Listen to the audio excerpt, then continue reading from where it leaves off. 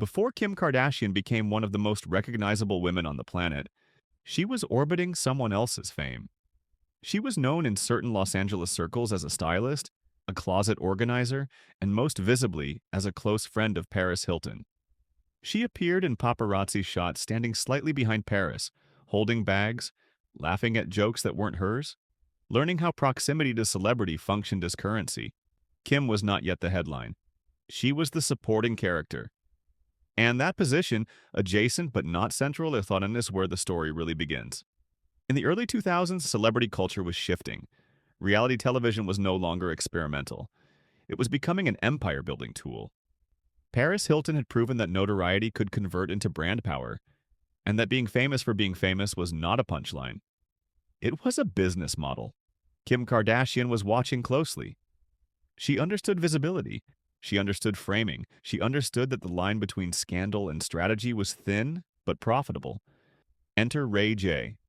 At the time, Ray J had an established profile as a singer and actor, and he moved comfortably in entertainment circles. Kim and Ray J began dating in the early 2000s.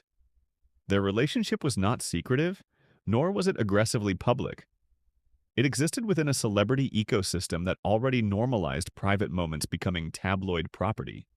What separated this relationship from others, however, was what happened after it ended.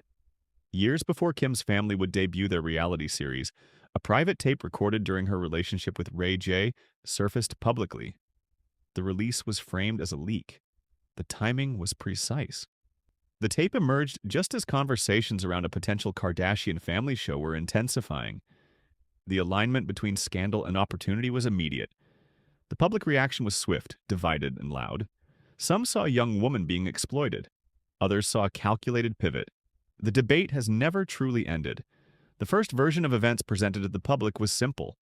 A private tape was released without consent. Kim expressed humiliation. Legal action followed. A settlement was reached with the distribution company. The narrative was one of violation and victimhood. In that framing, Kim was the target of betrayal, a woman whose intimate past was weaponized against her. But skepticism emerged almost instantly. The reason skepticism took root was timing. The tape did not emerge randomly years later when nostalgia revived interest. It emerged during a moment when the Kardashian name was on the brink of national exposure. Within months, Keeping Up with the Kardashians premiered. The scandal became a launching pad rather than a deterrent. Ratings were strong. Curiosity was high. The family leaned into transparency as branding. For critics, the sequence felt too convenient. Those who argue orchestration point to a pattern. Kim had studied Paris Hilton's trajectory. Paris's own leaked tape years earlier had coincided with her ascent into reality television dominance. That tape, whether intentional or not, catapulted Paris from socialite to global tabloid obsession. Kim was close enough to observe the mechanics. She saw how controversy fueled demand. She saw how notoriety translated into contracts. Critics believe the Kardashian machine understood something fundamental. Outrage creates attention, and attention creates leverage.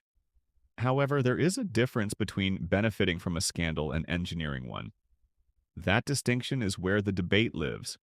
Ray J has, at various times, publicly disputed the idea that the tape was leaked without structure. He has suggested contracts existed. He has implied mutual awareness. He has claimed that the distribution followed formalized steps rather than theft. Kim and her family have repeatedly denied any orchestration narrative. They maintain that the release was devastating and involuntary. The truth is buried under NDAs, settlements, and competing incentives. What cannot be denied is the cultural effect. The tape altered Kim Kardashian's trajectory permanently. It transformed her from background socialite into primary subject. Media coverage exploded.